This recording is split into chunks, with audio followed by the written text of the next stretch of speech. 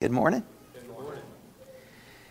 Last week we talked some about Jesus and the great model He shows us. I may not have turned it on, Ralph. No, I did.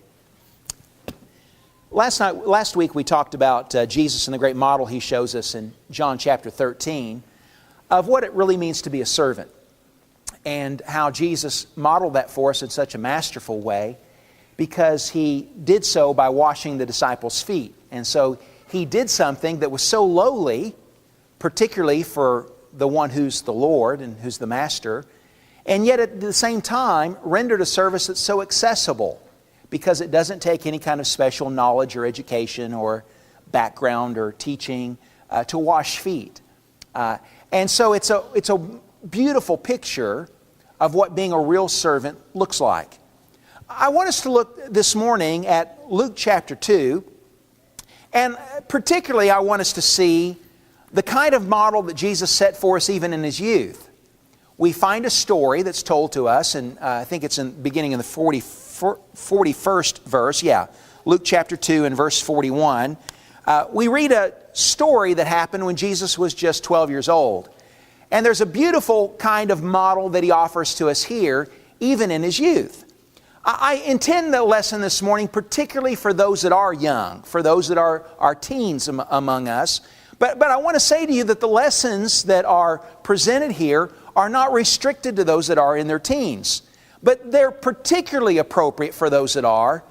But I just want you to see that the lessons are more extensive than that. So I want to see some of the wonderful things that are taught to us here by our Savior when He was just 12 years old, when He and His family went up to Jerusalem to worship.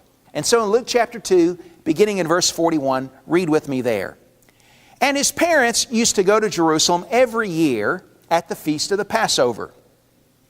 And when He became 12, they went up there according to the custom of the feast. And as they were returning after spending the full number of days, the boy Jesus stayed behind in Jerusalem. His parents were unaware of it, but they supposed Him to be in the caravan.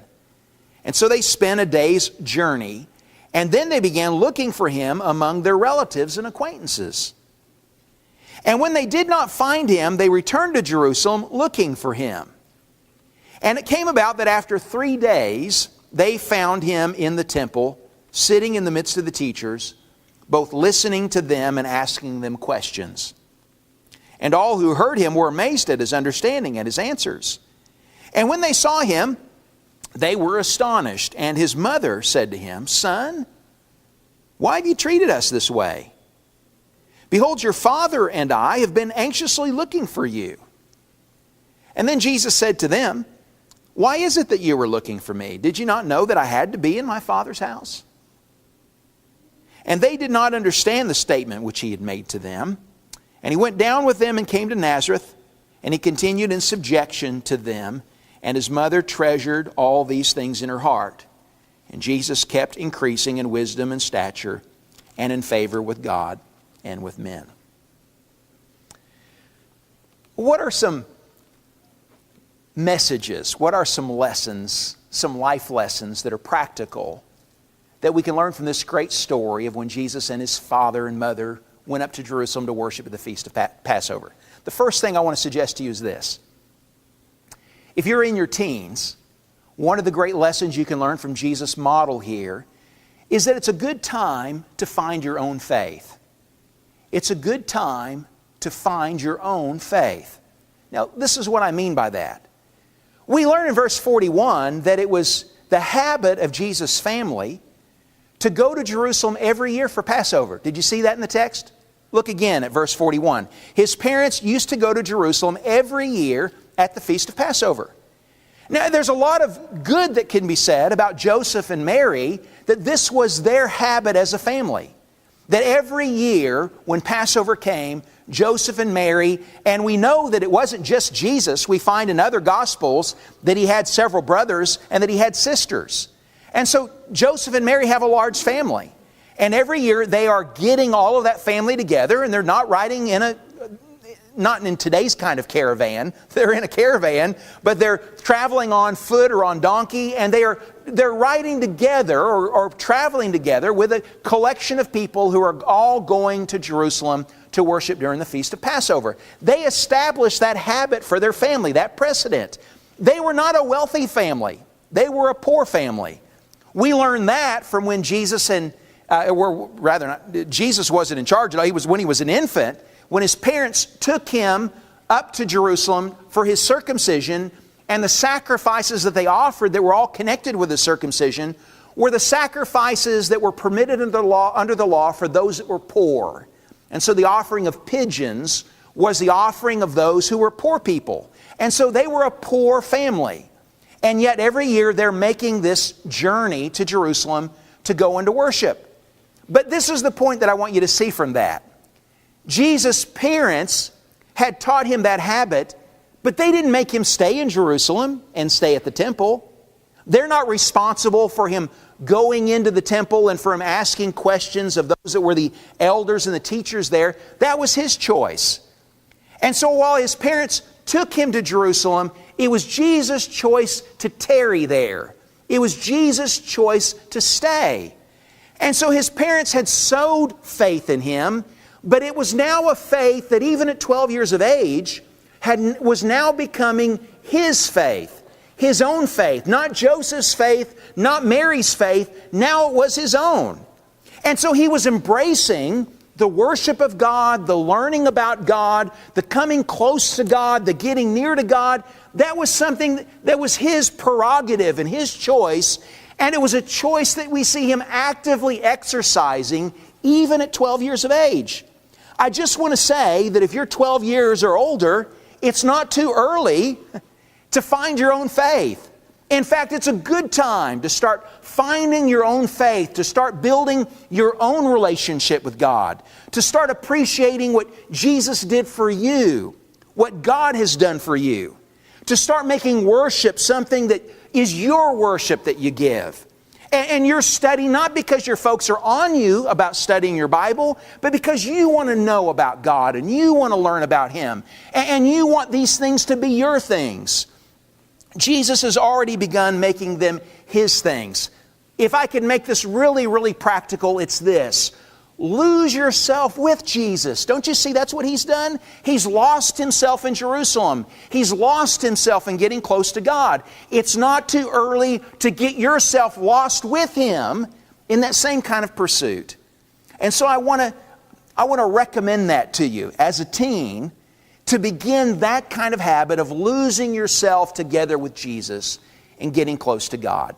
Number two, it's time even in your teens to start making a difference for God. Even in your teens, it's time to start making a difference for God. I want you to see the reaction of people to the fact that Jesus, at 12 years old, is so interested in God. He's interested in learning about God. He's interested in asking questions and in giving answers and in finding out whether he's well informed about the things that he is discovering and learning. And so it says in verse 42 that when he'd become 12, they went there according to the custom of the feast. And as they were returning, Jesus stayed behind. And verse 44, they supposed him to be in the caravan. And look at how they find him then in verse 46. It came about that after 3 days they found him in the temple, sitting in the midst of the teachers, both listening to them, asking them questions. And all who heard him were amazed at his understanding and his answers. Now at 12 years old, Jesus has already begun to be conspicuous in his interest about spiritual things. And people are surprised at a 12-year-old who cares that much about being in the temple and who cares that much about knowing things and who is asking as good a questions as he's asking and who has answers that are as wise and discerning as answers as he's giving here. And so people are impressed with his level of spirituality and with his interest in spiritual things. Would you be impressed with a 12-year-old that's interested in those kinds of things? Would you be impressed with a 12-year-old who cares about the things of God? It is conspicuous, isn't it? It is remarkable. It is amazing. And Jesus is already making a difference for God even at that young age. It's not too early for you to start doing the same thing. And the thing that I want you to be impressed with Jesus here is how easy it is to do that. I mean, part of the problem with our culture and with our society, and we as a people can even buy into it, parents can buy into this, grandparents can buy into this, is that we just don't expect very much from young people. We don't expect young people to be interested in spiritual things. We don't expect young people to care about Jesus. We don't expect for them to get excited about making a difference for God. But we ought to expect that. It ought to be a part of our culture. And if it's not a part of our country's culture, if it's not a part of our community's culture, if it's not a part of our school culture, it ought to be a part of our culture, because we're not supposed to be like this world. We're not supposed to be like our community. We're not supposed to be like our country. We're supposed to be like God, His kind of people. And so this is the expectation of the people of God, that this is something we start getting excited about making a difference with when we're young. Jesus wanted to make a difference for God even in His youth. And so it's not too early for you to start making a difference for God. And I want to say that it's easy for you to start doing that. There was a young man that used to come and visit the church where I grew up in Oak Ridge, Tennessee when I was a boy, and he was dating one of the girls at church. You could tell that he wasn't much interested in being there. Everything about his body language said that the only reason why he was there is because she had to be there, and if he was going to date her, then she was going to have to come with him. And so he was there for that reason. I've never seen somebody sit so low in a pew as he sat. It looked like he was sitting on his neck. It looked like he was going to slide out on the floor. And you could just tell everything about him communicated, I hate being here. And it was just an aura that he carried about him. But he had this really cool car. And all of us that were young were all impressed with his fast car. When he started it up, it would rumble the whole neighborhood. And it not only sounded fast, it looked fast. Well, one day after services, I went out and he was sitting in his car and he was listening to the radio. And I made my way over to the car where he was and expected to be received. You know, I was interested in seeing his car and listening to his radio and all that kind of thing. And I came to the door and I remember him looking at me. And you probably have experienced this sometime in your lifetime, where somebody looks at you and you know that this is not a welcome reception, that they are not excited to see you. And I could tell from his look that I didn't belong. But you know how you kind of start down a path and you can't it's going to be really awkward to kind of like walk away. And so I come up to the car and he looked at me and he said, "What are you doing here? You don't belong here. You're too straight." Well, I was a bit of a nerd. But that's not what he meant. That was something about my character that he was talking about. And what he perceived to be my character. And I felt stupid. I really felt dumb.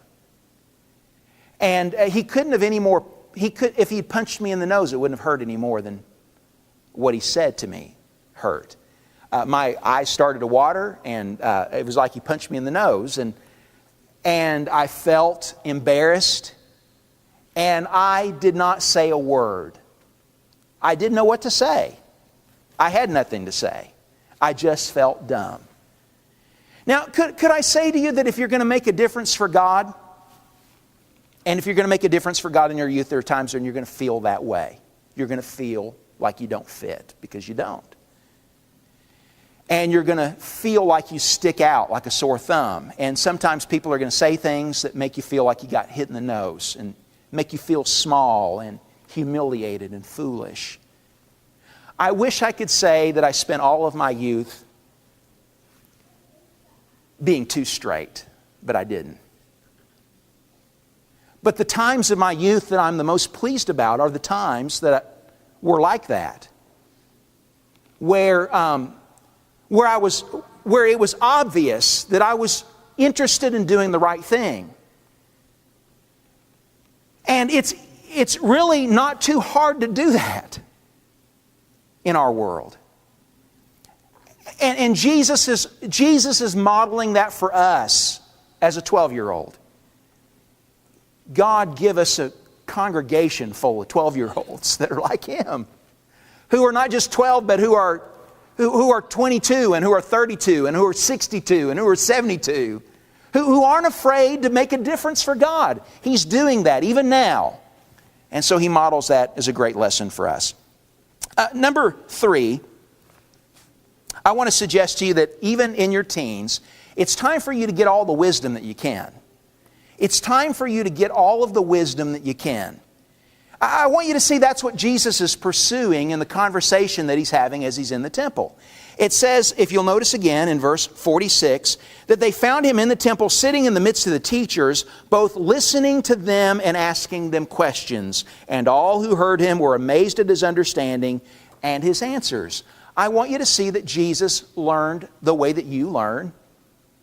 He had to learn to listen. He had to learn to listen to those that were older than Him. He learned to ask questions and to be curious about what someone who was older and wiser could teach him. And part of the wise answers that I'm sure he gave were the product of the fact that he learned to listen, that he learned to listen to the Scriptures, and he learned to listen to his parents.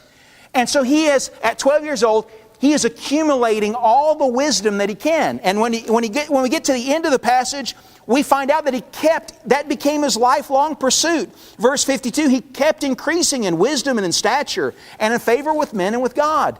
A great lesson that you can start to learn at 12 years old is to learn to get all the wisdom that you can. And could I say to you that it's going to come not from your peers, not from people that are your age, but people that are older than you. It's going to come, believe it or not, it's going to come from your folks. There are things they can teach you about life that you're not going to learn from your peers. And there are things that you can learn from your grandparents that are lessons that you're not going to learn anywhere else. And there are things that you can learn from those that teach the Bible classes here and from the older people here and from those that are part of the family of God, lessons that you can learn from them that are great lessons. In 1976, my family moved from Southern California to out in the middle of the sticks in East Tennessee. And everybody in our neighborhood was old. Everybody was old. There was no other young family. My folks were in their 20s at the time. There was nobody else in our neighborhood who didn't have gray hair. And I thought that my life had come to an end because there was nobody that was my age in the neighborhood. There was only Mrs. White next door, and she was a widow now, and her brother, Mr. Johnson, and his wife across the street, and her daughter and son-in-law lived up on the hill, the Shorts, and there were the Smiths that lived up the street, and there were the Harveys, and all of them were old. But I would not give for the great lesson that I learned from living in Cave Creek, Tennessee. Because I learned to listen. And Mr. Johnson would tell me stories about when his family first came to Cave Creek, and the wagon that they came in was still in his barn. He taught me how to use a sickle and to cut the weeds along the creek. And Mrs. Harvey had taught in the two-room schoolroom that was now the community center for the neighborhood. And she lived in a house that her husband had built that was still a log cabin that had been covered with wood siding. And her house was full of books, and I'd go and mow the yard for Mrs. Harvey. It took 2 days to mow her yard. But when it came time for lunch, she'd put everything that she had on that little kitchen table that she had, this little square table, and she would make me a whole pan of cornbread. And there'd be 3 kinds of meat, and there would be poke salad, and there would be vegetables, all this stuff that came from her gardens, and it looked like the feast for a king. And we'd sit down and eat together, and we'd talk together, and she'd tell me about what she was reading, and she'd ask me about what I was reading, and I'd be so full when that little lunch was over with, I'd have to go out and sit on her porch for an hour because I couldn't mow. I was so stuffed. But it was a great time for listening. And I want to say that that's a great skill that you can learn when you're 12 and a little older, is to get excited about talking to those that are older than you and asking questions and listening. Because there's a lot of great life lessons that you're not going to learn in school, that you're not going to learn. You can't learn them on Instagram. You're not going to learn them on Facebook. You're not going to get them on the internet. You're going to learn them from people that have lived, good people that have lived life well, and who have wisdom to share from their experiences. Don't miss those opportunities. That was an opportunity that was forced on me. But I am so grateful for all the memories and for all of the riches and for all the treasury of wisdom that came from having to listen. And it's a great lesson for you to learn too. Could I say to you that it's time in your teens to start earning your parents' trust? It's time as a teen to start earning your parents' trust. Now, I said that very deliberately when I said to earn trust, because that's the only way, listen, it's the only way that trust comes. Trust is not something that you demand because you turned 16 and now it's time for you to drive, or it's time for you to have a gun, or it's time for you to have a job, or it's time for you to have whatever kind of liberty or privilege that you imagine because of reaching a certain age. That's not the way trust works. Trust doesn't come to me because I passed some sort of artificial benchmark, or even a benchmark that society says means that you now have permission to do a certain thing. The way that trust comes is from proving yourself trustworthy. And when you show yourself trustworthy, then trust is something that others give to you. They trust you because you've shown yourself faithful. You've shown yourself trustworthy. And I want you to see that's what Jesus had done in the text here. Why did they assume that Jesus was not off getting into trouble? Why did they assume that He must be in the caravan? They weren't worried for 3 days. They didn't worry about where He was because Jesus was trustworthy. They just trusted that He was with the relatives or that He was in the caravan. And so they weren't worried at first when He wasn't in their company because He was trustworthy. And so He had earned that right to go off on His own. And then when they find Him, they go all the way back to Jerusalem. And isn't it something that they go looking for Him in the temple? I mean, doesn't that say something about the kind of character that Jesus had had and how His parents noticed that? And so there's a trust factor that exists between Jesus and His parents because He had earned their trust by the way that He behaved. And even when they asked the question of, Mary says, "Didn't you know we were worried about you, that we've been anxious?" And when He gives an answer, and they don't slap Him because they think He's being a smart aleck. They take His answer as being a serious answer. And His mother treasures this up. She carries it in her heart. So she doesn't see Him as being smart in some way or as disrespecting her. She sees that this is a thoughtful answer, and so she thinks about it. And we're told, it's emphasized that He had behaved trustworthy because it says that Jesus continued, if you look at verse 51, He went down with them and came to Nazareth, and He continued in subjection to them. And so nothing about what has happened has been out of the realm of subjection as far as He and His parents are concerned. He continues to be submissive to their authority and to their leadership and to their tutelage and to their responsibility. He behaved in a way that was trustworthy. I went to a football game when I was a teen. And we slipped out back and we drank some beer. And I went back into the game, and a little girl that I went to school with saw me acting foolish. And so she said something to another girl that we went to church with. She said something to her mom. And her mom was the lady that you didn't want any news to get to her, because if she knew, everybody knew.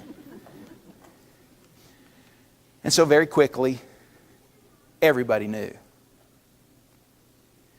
I got home from school.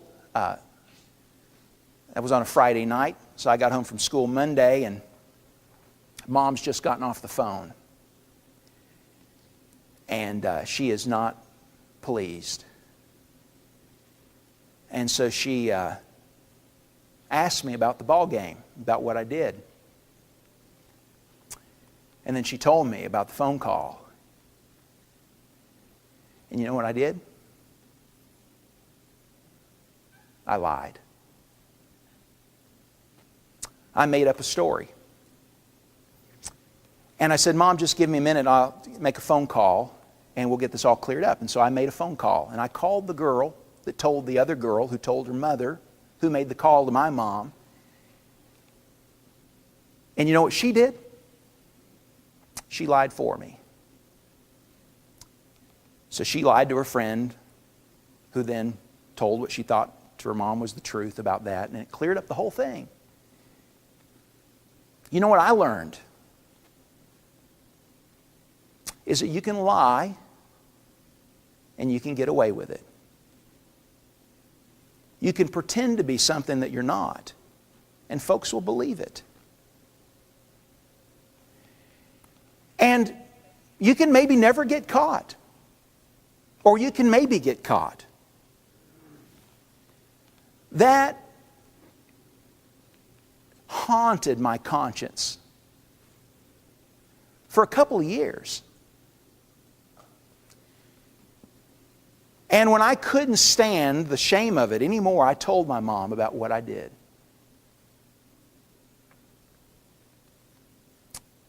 And it's one of the most discouraged experiences I've ever had with my mom. She was devastated. Really more over what I'd done with the lie than over what I'd done with the drinking. Because I deceived her.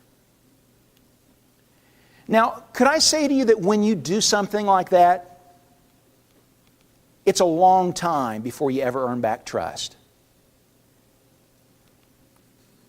My mom was crushed as if it had happened yesterday, and it had been a couple years.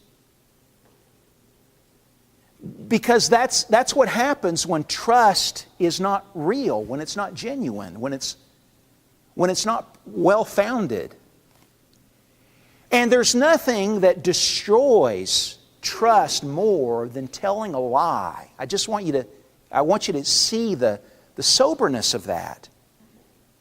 Because relationships, all relationships, not just our relationship with God, our relationship with each other is based on faith. It's on mutual trust. And what destroys relationships is when that trust is forsaken, when that trust is betrayed, when we lie, when we're unfaithful, when we deceive. There's no way that you hurt your parents more than when you tell them a lie.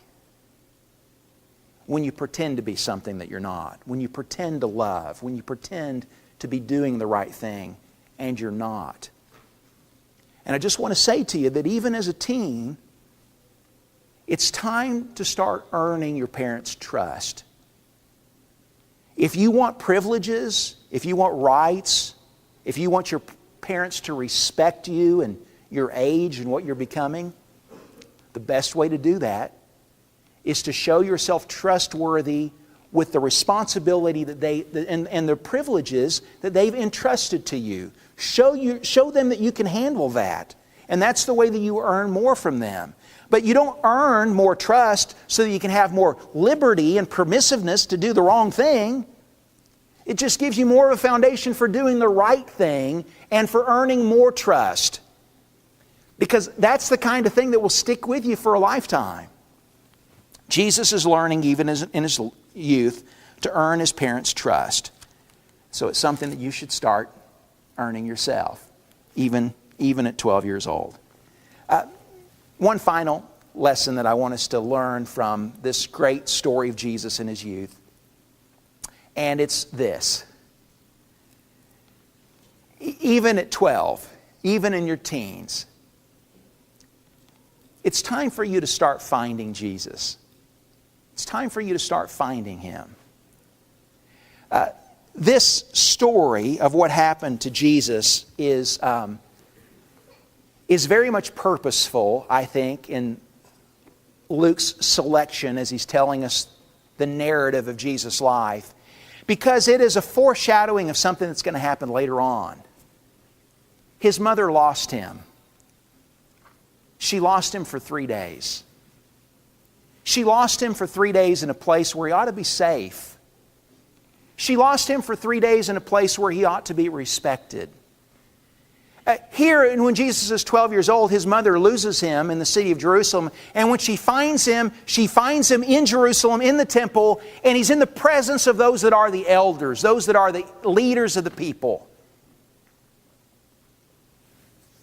And just about 20 years later, Mary's going to lose her son again. Same city. Same feast, Passover. Same 3 days. But even sadder days than the days when she thought he was lost. Because she's going to spend 3 days in Jerusalem thinking that he's dead. And he was. Same leadership. But now their questions and the answers are done in an interrogation where he's in the middle of the Sanhedrin and where he's bound and where he's being beaten.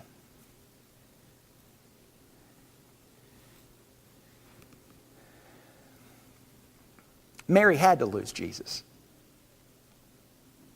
She's learning that even when he's 12. That there is going to be a sword that's going to pierce her soul over this son that God has purposed for her to bring into the world. She has to lose him. She has to lose him again. And the reason she has to lose him, so that we can find him. So that we can know him. So that we can know how what happened after the 3 days is that he's found alive. He's found risen. He's found to be our Savior. And she suffered that so that you and I could discover Jesus and could know the hope and the redemption that He has brought into the world because God has become flesh. It's not too early to start learning that, to start finding Him, and to start making Jesus real to you as you make your faith something that's real to you and that is your own. If you're ready to give your life to Jesus this morning, it doesn't matter to me how old you are or how young you are. If you understand who He is and what He's done for you, and the kind of surrender of your life and of your will to His leadership that He wants of you, won't you come and give your life to Him today? And we'll do all that we can to be brothers and sisters who will support that choice and rally around you, because we've been in the hole that our brother talked about, and been delivered by Jesus. And we celebrate and want to help anyone who experiences that same kind of deliverance that we found in Him. Won't you come to Jesus this morning as together we stand and as we sing?